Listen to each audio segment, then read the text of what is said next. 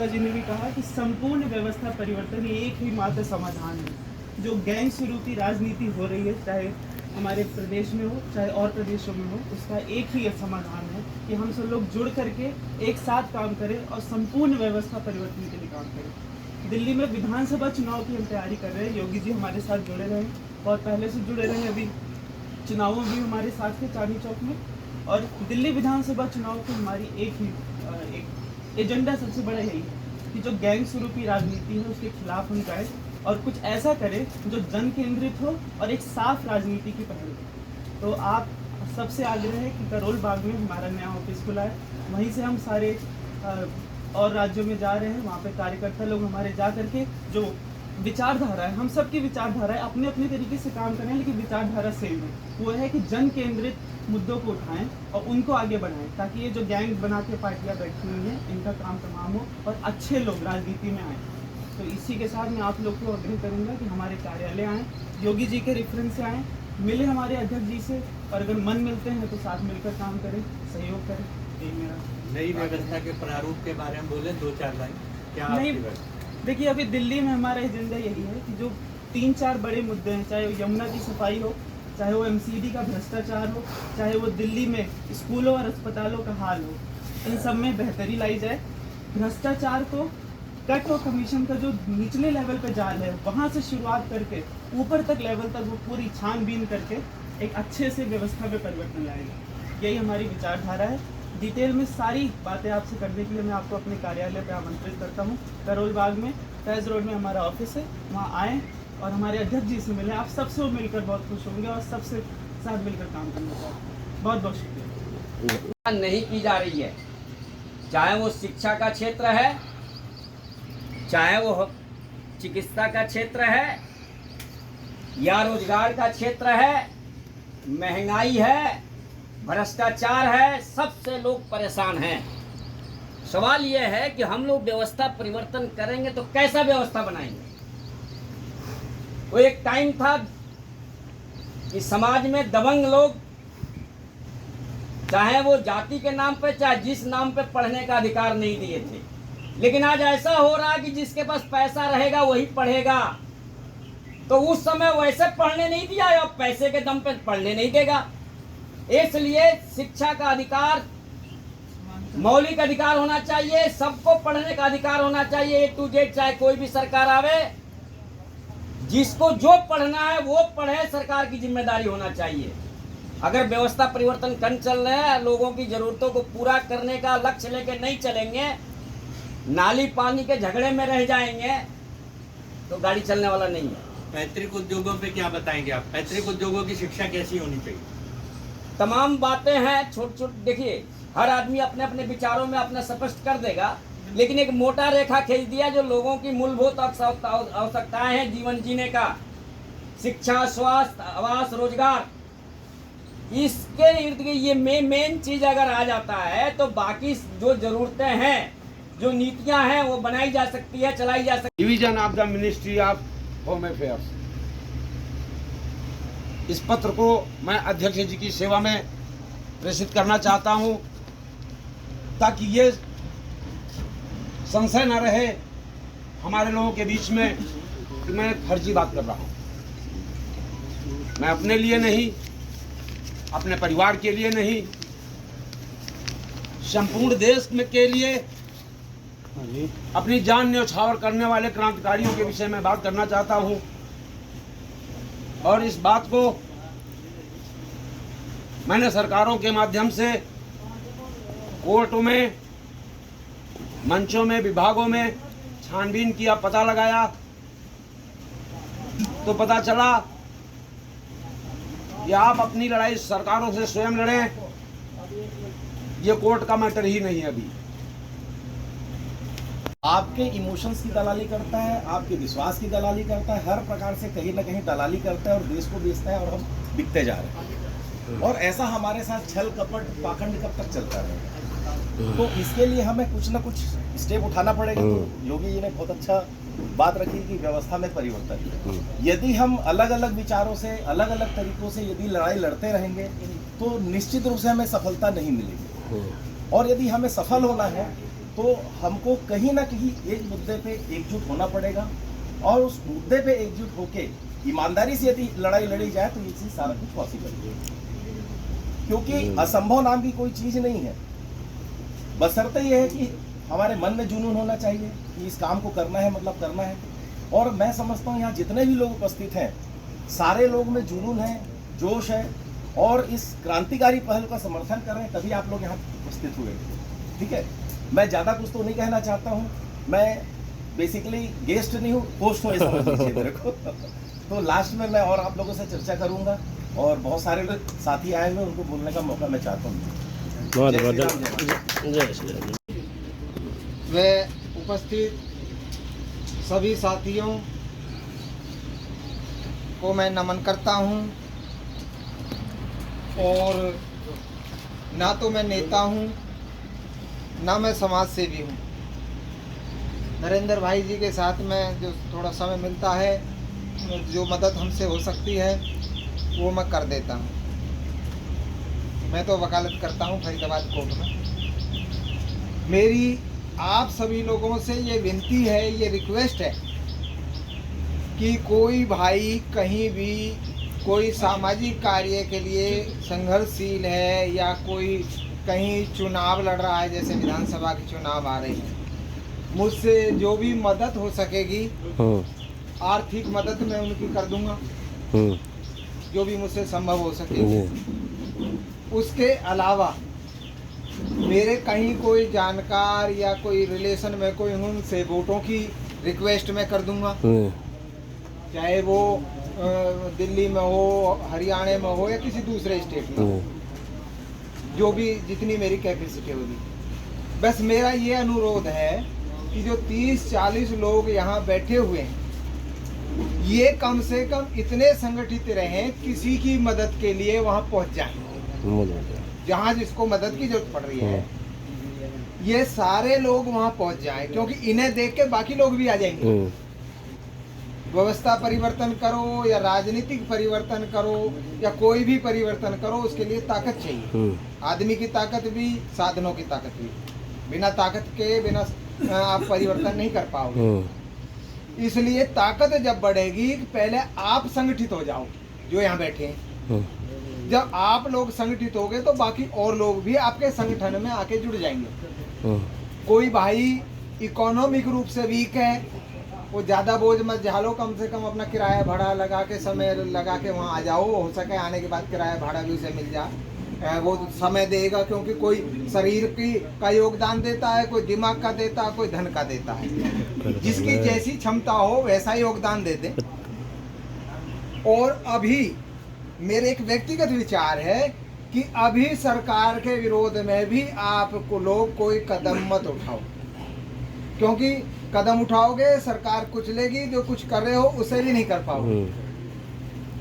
ताकत है उनके पास, जब आप ताकतवर हो जाओ तब उठा लेना। बहुत बढ़िया। और जो भाई साहब कह रहे थे वो देशभक्त की, उसके बारे में सुप्रीम कोर्ट में रिट डाल दो, क्योंकि क्षेत्राधिकार जो व्यक्ति अपनी एप्लीकेशन लेके जाता है, उसकी ड्यूटी बनती है कि क्षेत्राधिकार कहाँ बनता है, सरकार की ड्यूटी नहीं बनती। हम जिस डिपार्टमेंट, मतलब हमारे जो हुट्टा डिपार्टमेंट का काम है, एमसीडी का काम है, हम उसमें हम जाएंगे। ये नहीं कि हम दूसरे डिपार्टमेंट जाएंगे कि जी आपने बताया क्यों नहीं कि यहाँ क्षेत्राधिकार नहीं है। लेकिन मैं अपना परिचय बता के आगे बात रखूंगा कि व्यवस्था परिवर्तन की ये ललक मेरे अंदर कैसे आई। मैं कॉलेज करते हुए राजीव दीक्षित जी के विचारों को सुन रहा था जी। उनकी किताब, उनकी सीडी मुझे मिली किसी साथी के द्वारा। तो ये समझ में आया कि कहीं ना कहीं आज भी हमारा देश गुलाम है। फिर बाबा रामदेव के संगठन में भी जुड़े जी, अन्ना हजारे जी के आंदोलन में जुड़े, अरविंद केजरीवाल ने पार्टी बनाई, सोचा कि भाई सत्ता परिवर्तन से हो सकता व्यवस्था परिवर्तन हो जाए। क्योंकि अरविंद केजरीवाल का भी नारा था, बाबा रामदेव का, अन्ना हजारे, इन सबका क्या नारा था कि सच्चा स्वराज लाएंगे, व्यवस्था परिवर्तन करके दिखाएंगे। लेकिन साथियों, एक बात तो समझ में आई, 12 साल का व्यक्ति और व्यवस्था पे एक रिसर्च किया। उस रिसर्च में एक चीज सामने आई। अंग्रेजों ने 1947 में हमें पूर्ण आजादी नहीं दी। आज भी हमारा देश ना अंग्रेजों की भाषा, पैसा, शिक्षा, चिकित्सा, कानून, न्याय व्यवस्था, उनकी संस्कृति, उनकी प्रकृति, आज भी हम सब गुलाम हैं। ये सच्चाई है। और हमारे देश में केवल देश के गद्दार ही ये षड्यंत्र नहीं कर रहे हैं गुलाम बनाने का, हमारे देश में अंतरराष्ट्रीय तौर पे भी बहुत बड़े बड़े षड्यंत्र हैं साथियों, जिसका परिणाम ये निकला कि आज हर व्यक्ति पेट और परिवार से बंध चुका है। वो समाज और देश पे ना इस तरह से बैठ के चिंतन भी नहीं करना चाहता, कुछ भी नहीं करना चाहता साथियों। लेकिन आप सब ना, मैं आपके लिए एक बार जोरदार तालियां बजाना चाहूंगा दिल से, आत्मा से, कि आप सभी इस पेट और परिवार की व्यवस्था को भी तोड़ के लड़के, इससे जो बुरी और भ्रष्ट व्यवस्था है, सड़ी गली व्यवस्था है, आज उसकी परिवर्तन की आज आप बात कर रहे हो साथियों। उसके बाद साथियों बहुत सारे हमने जनता सरकार मोर्चा, चाहे देवेंद्र भलारा जी का संगठन है, अच्छा काम कर रहे हैं। देखो, जो व्यक्ति व्यवस्था परिवर्तन की बात कर रहा है, सच्चे स्वराज की बात कर रहा है, क्रांतिकारियों के सपने की बात कर रहा है ना, वो गलत नहीं हो सकता। हाँ, हो सकता कुछ मनभेद या मतभेद कुछ आ सकते हैं साथियों, लेकिन होता क्या है साथियों, 23 जनवरी जब नेताजी सुभाष चंद्र बोस जी की जयंती थी, 2 दिन पहले इसी 2024 को मुझे सपना आया और मैंने जनता गठबंधन की पहल की फरीदाबाद से। जनता गठबंधन का मतलब क्या है? ये सब राजनीतिक पार्टियां, कोई एनडीए गठबंधन बना रहा था, कोई इंडिया गठबंधन बना रहा था साथियों। एक सपना आया, नेताजी दिखाई दिए कि जनता गठबंधन बनाया जाए। जनता गठबंधन यानी कि 140 करोड़ की जनता को जोड़ा जाए साथ में, क्योंकि साथियों हमारे देश में अच्छे लोगों की, अच्छे व्यक्ति, संगठन, पार्टियों की कमी नहीं है। एक लिस्ट निकाली, 3000 से ज्यादा राजनीतिक पार्टी ऑलरेडी रजिस्टर्ड है हमारे देश में, 5 लाख से ज्यादा संस्थाएं चल रही हैं, संगठन चल रहे हैं। युग बदला, जनता सरकार भी आई, कई प्रधानमंत्री आए, उनकी कुर्सियां भी खींची गई, कई सरकारें बदली। अटल जी का युग आया, 13 दिन का सरकार भी चली, एक वोट से सरकार भी गिरी। उसके बाद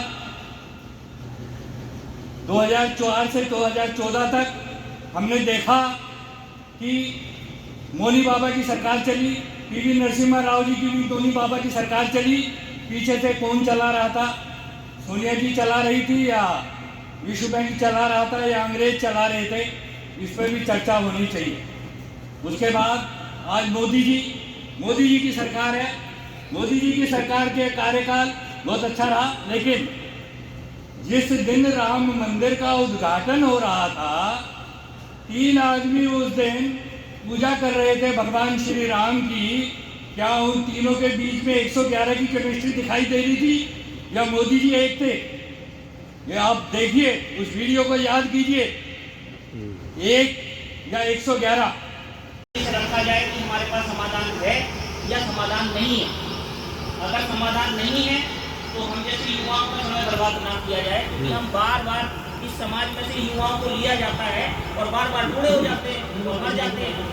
तो युवाओं के बीच में जो एक दिशा भ्रमित वाला सेंटर बन गया है कि युवाओं को कोई दिशा अभी नहीं मिल पा रही है, और वो इसलिए नहीं मिल पा रही है कि युवा समाधान चाहता है और हम अपने पार्टी या संगठनों के भक्त बना के बैठ जाते हैं। ये गलती हो जा रही है। तो हम एक नई तरीके से एक नया प्रस्ताव हम लोग रख रहे हैं कि सभी संगठन खुल के चर्चा करें और एक निष्कर्ष निकालें, और निष्कर्ष जब तक ना निकले समाज में कोई संदेश डालने की कोई जरूरत नहीं, क्योंकि समाज भी भ्रमित हो जाता है, जनता भी भ्रमित हो जाती है, और भ्रमित जनता, भ्रमित संगठन और भ्रमित दिशा कोई समाधान नहीं दे सकते। और मैं इस निष्कर्ष और एक निष्कर्ष और मैं रखना चाहता हूँ अपना, कि पूरी दुनिया में और इस देश के अंदर एक जैसी कोई अंतर नहीं है। अगर हम ये कहते हैं कि इस देश में समस्या ज़्यादा है, दूसरे में कम है, या मेरे गांव में ज़्यादा है, दूसरे में, तो ऐसा नहीं है। समस्या सभी जगह एक जैसी है, बस समाधान सही सटीक किसी के पास है तो खुल के दावा करे कि भाई हमारे पास समाधान है, और खुल के चर्चा हो और एक निष्कर्ष निकालें। और हम जैसे युवाओं का सारी संपत्ति के साथ समर्पण इसीलिए करने को जागरूक खास करते हैं। तो अभी क्या है जी, कपड़े और मेरी कपड़े की दुकान यही है, क्योंकि मैं यहीं से उठ के आ गया आपकी बातें सुन के। ईमानदारी से बताओ, अगर मेरे कपड़े की दुकान में आग लग गई, आप सब क्या करोगे? हो जाओगे, कैसे बुझाओगे? कैसे जो संसाधन कैसे इसके ऊपर जी लेट जाओगे आपके ऊपर तो हम जड़ जाएंगे, बात खत्म। ये समाधान नहीं होगा, ये समाधान नहीं है। मिलके आपकी मदद करेंगे, मिलके मदद यानी संसाधन की जरूरत पड़ेगी। जैसे इन्होंने कहा मिट्टी पानी, संसाधन की जरूरत पड़ेगी। शरीर को अब मैं आग के ऊपर डालूंगा तो आग भी मेरे को ऐसे जला देगी जैसे कपड़े जल रहे हैं। ये मूर्खता हो गई हमारी। तो सबने अपने अपने सामर्थ्य के अनुसार, किसी ने मिट्टी, किसी ने पानी, किसी ने बाल्टी, किसी ने डब्बा, जो उसके पास दिमाग ने काम किया, बुद्धि ने जो काम किया, वो सारे के सारे उठ के कम से कम इतना तो करेंगे, बैठ के यहाँ कुर्सी पे चर्चा नहीं करेंगे, कहेंगे भाई सारे आग बुझाने के लिए चलो। और कहने की जरूरत नहीं है, नेचुरल है कि मेरी दुकान है तो आप सारे मेरे सदस्य हो परिवार के, तो कोई कल्पनाओं में नहीं जिएगा। कोई नहीं, मेरी थोड़ी जल रही है, वो तो रामलाल की जल रही है, जलने दो। क्यों जी, वो तो योगी की जल रही है, जलने दो। तो कहने का मतलब अगर हम सब एक हैं तो हम आग बुझाने की प्रयास करेंगे, नंबर 1। नंबर 2, क्या हम बैठ के कह सकते हैं सारा मेरा तो पड़ोसी है, सारा अच्छा हुआ इसकी जड़ की तो अगर कोई फंगस हो रखी हो, एग्जैक्ट यही समस्या है इस देश में। कह सकते हैं, मेरा पड़ोसी ही कह देगा अच्छा सारे का नाश होने। बड़ा हो रहा था। ये बहुत बढ़िया बात है कि हमारी सामाजिक दायरे की बात है और ये सब करते हैं।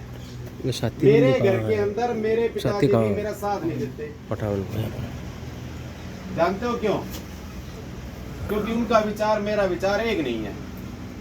मैं कल्पना कर, छोटी से छोटी कोई भी चीज हो, ईमानदारी से बताना चाहिए, हम उसमें छांट के क्यों लेते हैं?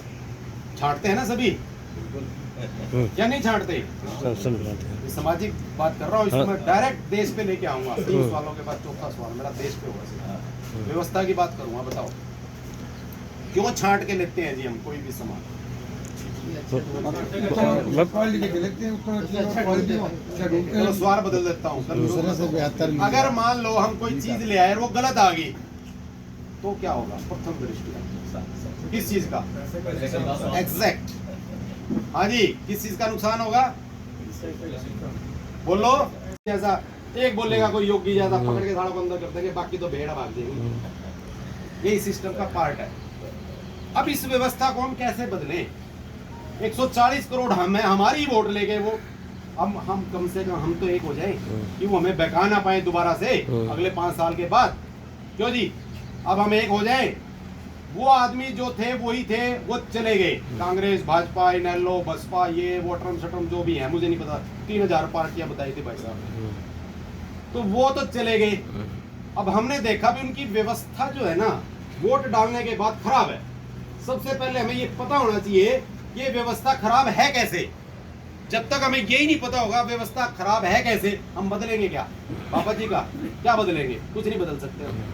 अगर हमें ये पता है ये कपड़े मैले हो गया, दाग लग गया, तो ही तो कहेंगे जी दाग लगे, इसको धोना है। जब हमें यही पता लग जाए कि व्यवस्था कैसे खराब है, तभी तो हम उसको ठीक करेंगे ना जी। क्यों जी? सही। मैं 5 पॉइंट में फिर क्लियर करता हूँ व्यवस्था खराब कैसे। अगर यहाँ से आपको व्यवस्था खराब और उसका सिस्टम का लेना देना कुछ समझ में आ जाए, तो शायद मैं मानूंगा कि मैं भी 100 किलोमीटर दूर चल के आया हूँ। कोई 200 से आया होगा, कोई 400 से आया होगा, कोई पड़ोस के पड़ोस से आया होगा। उस चीज़ को भूल के क्यों ना हम उस विचार की ओर बढ़ेंगे जो इस देश में शायद बदलाव लेके आएंगे। नंबर 1, अगर मैं शराबी हूँ ड्राइवर और आप सबको कह दो आ जाओ तीर्थ यात्रा पे लेके चलना है, और आपको पता लगे तो बोतल तो पी रखी है, चल भी ऐसे ही रहा है, और एक हाथ में लेके बैठा है, आप मेरी बस में बैठोगे? या योगी जी की बस में बैठोगे? सरदार जी की बस में बैठोगे? कोई नहीं बैठा। क्या भाई तू पीछे बैठ, मैं चला लूँ, ऐसे होगा ना जी। अगर वो कहेगा नहीं मैं ही चलाऊंगा, क्या भाई अपनी बस आप ही ले जा, क्यों हमें मारने पे उतारू? बच्चे भी है, परिवार भी है, सब है ना, क्योंकि माइंड काम कर रहा है वहाँ पे आपका। अब जब दिमाग काम कर रहा है तो दिमाग खोज कर रहा है आपका, इसका मतलब बुद्धिजीवी हैं हम सारे, और हर आदमी समझदार है भारत का। ना कोई भ्रष्टाचारी है, ना कोई रिश्वतखोर है। भ्रष्टाचारी तो है ही नहीं भारत में, कोई भी 140 करोड़ में से। ये सुनते सुनते कान पक गए हमारे कि भारत के लोग भ्रष्टाचारी, भारत के नेता भ्रष्टाचारी। कुछ नहीं है इस देश के अंदर भ्रष्टाचार, भ्रष्टाचार कुछ भी नहीं है। ये दिमाग से निकाल दो, ये शब्द ही निकाल दो, भ्रष्टाचार। क्यों? जिसको हम राजनीति बोलते हैं ना जी भारत की, हम उसका पार्ट नहीं बनते। पार्ट बनते हैं 5 साल में एक बार, उसको बोलते हैं लोकतंत्र। क्या बोलते हैं जी? क्या भारत में लोकतंत्र है? भीड़ तंत्र नहीं, क्या भारत में लोकतंत्र है? लोकतंत्र तो है। हमें पता ही नहीं है। पहली बात तो हमें इसकी परिभाषा ही नहीं पता। लोकतंत्र आता है 5 साल में एक बार वोट डालने के लिए, और लोकतंत्र की सही परिभाषा है तंत्र लोगों के हिसाब से काम करे।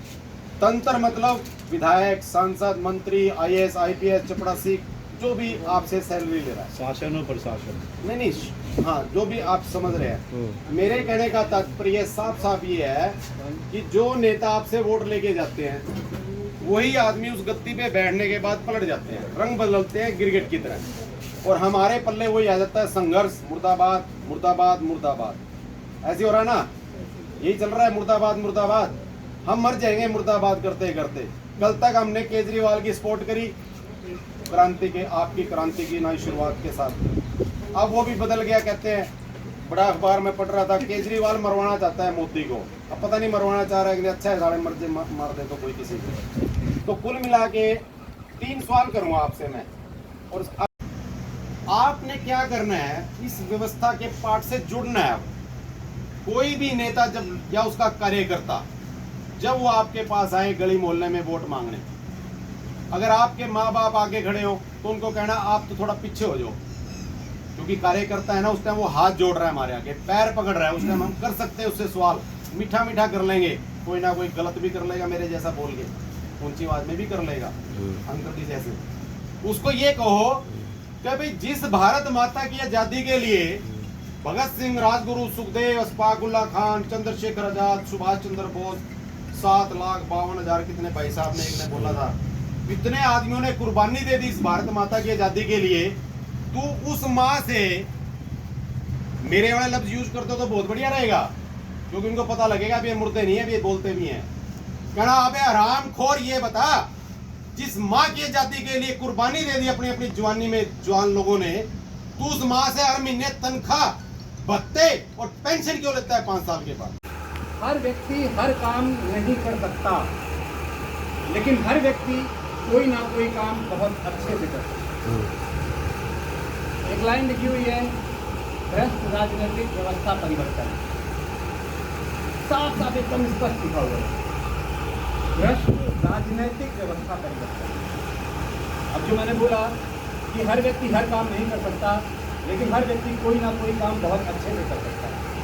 उसको इससे ऐड करूंगा, कोटेशन में शामिल करूंगा, राजनीतिक व्यवस्था परिवर्तन और सामाजिक व्यवस्था परिवर्तन, ये दोनों अलग अलग विषय हैं।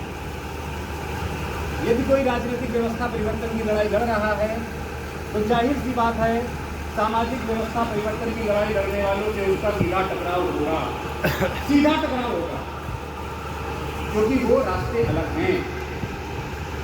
राजनीति एक अलग चीज है। आप क्रिकेट के नियम शतरंज पर लागू करेंगे, नहीं खेल पाएंगे। सीधा सा है, मैं बहुत कड़वा बोलता हूँ, मैं अपने पूरे संगठन में भी इसलिए फेमस हूँ कि ये आदमी बहुत कड़वा बोलता है। हाँ, बोलता हूँ कड़वा, उनका सम्मान है, अगर उनमें बढ़ा तो मैं शर्त छू कर उनका अभिवादन करूँगा। लेकिन अगर कहीं मेरी बात कड़वी लगे तो मंच चले लीजिए। आप जितने सवाल जवाब करना चाहेंगे, आप उम्र में बड़े होने के नाते, मेरे बड़े भाई होने के नाते मुझे 2 थप्पड़ मारना चाहेंगे, स्वीकार, मुझे कोई गिरेज नहीं, और अपनी कमियां स्वीकार करना आया हूँ। और आप सबकी जो है, आपको जो है बनाना है, अगर आपका मतदान बन गया तो भविष्य बन जाएगा, और भविष्य के लिए कर्म करना पड़ेगा, कर्म से कुछ होना नहीं है। बड़े बड़े नेता आए, बड़े बड़े महापुरुष आए, लेकिन यहाँ रुक नहीं पाए, इसलिए आपको अच्छे कर्म, अच्छे विचार ये बहुत जरूरी है। तो इसीलिए मैं आपको कविता देखने सुनाता हूँ, हमने क्या खोया और क्या पाया। 76 साल की आजादी का हाथ सुनाने आया हूँ, 76 साल की आजादी का हाथ सुनाने आया हूँ, जिन वीरों ने दी कुर्बानी वो दोहराने आया हूँ। वीरों की कुर्बानी को तो भूलने ही में पाता हूँ, वीरों का इतिहास लिखूं, इतिहास तुम्हें सुनाता हूँ। वीरों की कुर्बानी से आजादी हमने पाई है, कितने वीरों ने तो वीरों अपनी जान लुटाई है। फांसी के फंदे पर झूले, फांसी के फंदे पर झूले, जब आजादी आई है, सीने पे गोली खाई है, जब आजादी पाई है, जब आजादी पाई है। वीरों की कुर्बानी से ही गंदर जोत मनाते हैं, वीरों की कुर्बानी से ही टीके गाते हैं, वीरों की कुर्बानी से ही तिरंगे को लहराते हैं। वीरों की कुर्बानी से ही इंद्री कोले रहते हैं, वीरों की कुर्बानी से ही पंडे अगस्त मनाते हैं, पंडे अगस्त मनाते हैं। मैं जाने में घूमता लेकिन शिक्षा का आधा गिरा हुआ है, शिक्षा का बाद घुराना करता है, अग्रीमेंट करता है, तो पढ़ाई किस बात की है? ज्ञान नहीं आया, सेवा नहीं आई तो राज कैसे चलाएंगे? आज़ादी का क्या मतलब था? क्या हमने है अपनाया? छलकपटी और बेईमानी का नशा यहाँ पे है छाया, चोर बाजारी बेईमानी, चोर बाजारी बेईमानी का दौर यहाँ पे है पाया। त्याग और सेवा का तो हालात नहीं नजर आया, हालात नहीं नजर आया। जंगल सारे खत्म किए हैं, हरियाली नहीं रहेगी, जीव जंतु पक्षी नहीं रहेंगे, हम राज किस पर करेंगे? हरियाली तो खत्म की है, बिना हरियाली इस दुनिया में कैसे हम पाएंगे? कैसे आगे पेट भरेंगे? कैसे हम चल पाएंगे? कभी भी आइए, मैं आपकी पूरी मदद करने को तैयार हूँ, मैं आपके साथ खड़ा हूँ। हमारे घर पर जो भी कोई बात हुई है वो किया है। मैं 8 विश्वविद्यालय में पढ़ा हूँ, मैं बहुत से रिटायर्ड अफसर हूँ, ठीक है ना। जितेश गंगवार को सिर्फ SSP में सेलेक्ट हुए थे, समझ रहे? ये कर्नल नहीं बने हैं। मैं 15.5 साल नौकरी किया हूँ, मुझे पेंशन मिलती है और मैं कार्यक्रम जंग लड़ा हूँ और जितनी पेंशन मिलती है मैं सेवा रक्त करता हूँ, पूरी पेंशन दान में भी देता हूँ, मैं पूरी पेंशन दान में देता हूँ। मेरी बेटी भी मेजर है, मिसेज हमारी डायरेक्टर है, मैं सुप्रीम कोर्ट का वकील हूँ। तो मैं जो काम सामाजिक न्याय के काम करता हूँ उसमें आप आइए। और 25 लाख लोगों को मैं अगले 25 जून को रामलीला मैदान में जो 50 वर्ष जो होगा गोल्डन जुबली कार्यक्रम होगा आपातकाल का, उसको मैं रामलीला मैदान में ला के करूँगा। अगर आप लोग चाहें तो साथ में जुड़ सकते हैं और देश की व्यवस्था को बदल सकते हैं। अगर ये कानून 4 लागू हो जाए, मैं बताऊंगा कानून में और कहाँ खामियां हैं और हमको कहाँ से क्या लेना है ये समझना पड़ेगा। ला कमजोर नहीं है, सिर्फ कमजोर क्या है, हम लोगों को ज्ञान नहीं है, अज्ञानता में है। आधी अधूरी जानकारी दी जाती है, यूँ करके नोट दिखा दिया, यूँ दिखा दिया, यूँ नहीं दिखाते हैं। आधी जानकारी के बिना हम लोग अपरिपक्व हैं और हम लोग इसीलिए पिस रहे हैं। 77 ईयर से यही हो रहा है, 77 होने जा रहे हैं। इसलिए मित्रों, कानून का व्यक्ति हूँ मैं और मैं चाहता हूँ कि हम लोग कानून को अच्छी तरह समझें और सही दिशा में लड़ाई लड़ें। और आप लोग हमसे समझ लें, इसमें नंबर लिखे हैं, आपको ऐप मिल जाएगी। ऐप में सिर्फ 4 कॉलम भरना है, अपना नाम, अपने पिता का नाम, अपना मोबाइल नंबर, आपका पता, आपका फोटो और किस कैटेगरी में है, जेल वाले हैं, घूमकर वाले हैं या सताए हुए लोगों में हैं या उनकी औलाद है। रजिस्टर करिए, जितनी भी होगी मुझे समय मिलेगा मैं बताऊंगा। धन की कमी नहीं है, नियत और नीत की कमी है। नियत क्या है? आपका जेब का माल मेरी जेब में आ जाए। नीत क्या है? चेहरा देख के काम करते, तिलक वाला तिलक को देखता, मूछ वाला मूछ को देखता, तराजू वाला तराजू देखता, इस तरह की नीत बनी हुई है। अगर ये सब चीजें हम लोगों में नेशनलिज्म और पेट्रियटिज्म नहीं सिखाया गया है, राष्ट्रीयता और भारतीयता नहीं बताई गई है, और जब तक देशवासियों के अंदर राष्ट्रीयता और भारतीयता नहीं आएगी तब तक एकता नहीं आ सकती है। इतना बात ध्यान रखिएगा। सबसे पहले भारतीय बनिए, सबसे पहले राष्ट्रीय बनिए, सबसे पहले पेट्रियटिज्म जाइए, तभी आप कुछ कर सकते हैं। नहीं तो भिन्नताएं बनी रहेंगी और आप कुछ नहीं कर सकते हैं। मेरी बात खत्म करने के पहले मैं कहना चाहूंगा कि तुमने नहीं चाहा वरना हालात बदल सकते थे। तुमने नहीं चाहा वरना हालात बदल सकते थे। मेरे ये आंसू तुम्हारे भी हो सकते थे, मेरे ये आंसू तुम्हारे भी हो सकते थे। तुम झील बनकर ठहरे रहे एक जगह, दरिया बनते तो मंजिल तक पहुंच सकते थे। मंजिल आपकी पार्लियामेंट और असेंबली है और आप पहुंच सकते थे। आप आइए, साथ दीजिए, अगली लोकसभा में आपकी सरकार बनेगी। धन्यवाद, नमस्कार, जय सरकार। जी हाँ, मेरे क्रांतिकारी बंधुओं और मेरे देशभक्त साथियों, एक अहम बात बताना चाहूँगा कि आज जो क्रांति आश्रम में जो मीटिंग हुई है उसमें 11 सदस्यों की एक कोर कमेटी का गठन किया गया है, यानी कि 11 क्रांतिकारी देशभक्त एक असामान्य सोच जो बदलाव की सोच रखते हैं वो संगठित हुए हैं और उसका नाम दिया गया है संयुक्त क्रांतिकारी मोर्चा, जो दिल्ली और संपूर्ण भारत में कार्य करेगा। संयुक्त क्रांतिकारी मोर्चा से जुड़ने के लिए संपर्क करें। फोन नंबर आपके नीचे होंगे। मेरा नाम योगी माथुर, गांव कराड़ा, दिल्ली कैसी, और फोन नंबर 70 82 43 जय हिंद, जय भारत, वंदे मातरम, भारत माता की।